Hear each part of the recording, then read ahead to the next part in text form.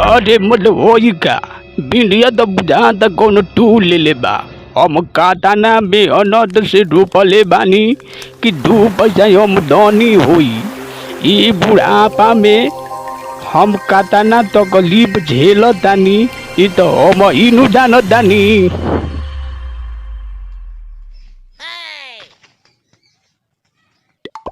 कहो बाबा तारे का भिंडी है महाराज जी में बाटे कैसे किलो बा?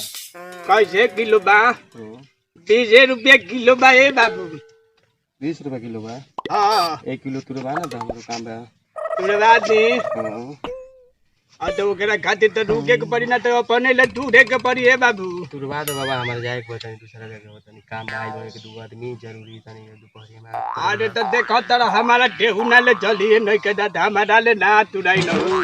लइका पैका कुल बाड़न अपना घरे न बाड़न। ए बुढ़ापा में बड़ी गजन होता। शरीर बुढ़ा गइल बा देखते बड़ा गोद चलिए नहीं के जा। तू ले अपने से ये जाए काटाना आदमी देखो तारा के सही टूट के लेके जाता रहा काटाना आदमी तो मत चुरा चुरा लेके चल जाता वो का करब।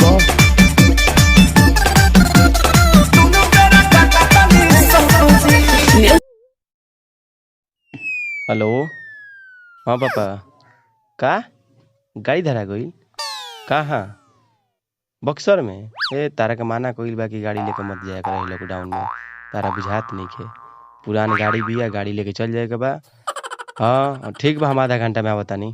हम जा तनी भिंडी भंजवा पहुँचा दिए पापा के गाड़ी धरा देवे लोग। हाँ पापा फंस गए बा लॉकडाउन में। तो ठीक बा तू जा हम टूर के भेजवा दे।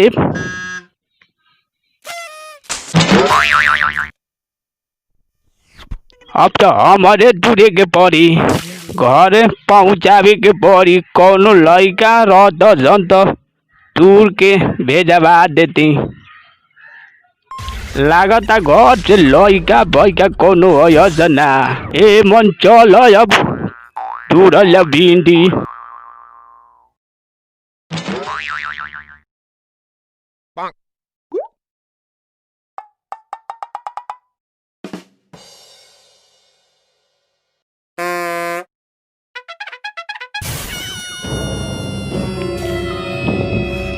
अरे मते कोनो भिंडिया टूटता का कोनो लड़का बुझाता। अरे कवाना के लड़का अरे माई के ले घरे पबजी आ तू एने टूटाव तार जबजी। कवाना के लड़का अरे तोरा तनिको बुझात नहीं के भगबे कि ना डर नहीं के लागत एकदम उधार ही पर लागल बड़ा का। ऐसन लाठी मारम न कि टंगरी टूट जाई। सनत के नाती तारा तनिको नहीं के बुढ़ा आवतानी मारतानी जवने सोटा नो ता टंगरी टूट जाता। अरे मते अब तक गिर गईली।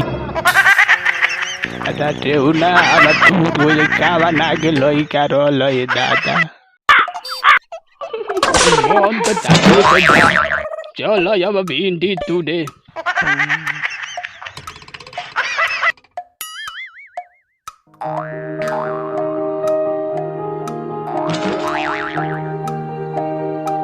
प्रणाम बाबा। बाबू प्रणाम बाबा। बदबले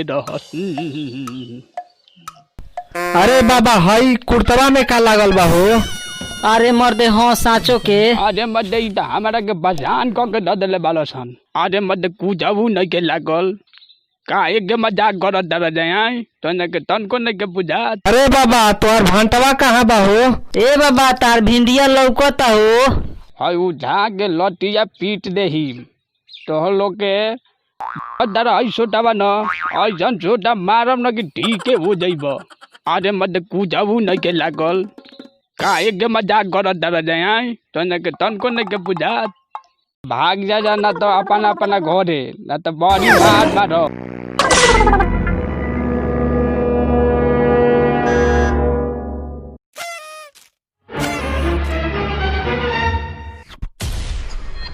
अरे मध्य अब तो गिर गईनी दौड़ा जाओ दादा डावत रे दादा ला द बुझाता कि देउना टूट गईले दादा यारे अब बुझाता कि जवनो चले लायक रही तवनो अब ना रहे दादा।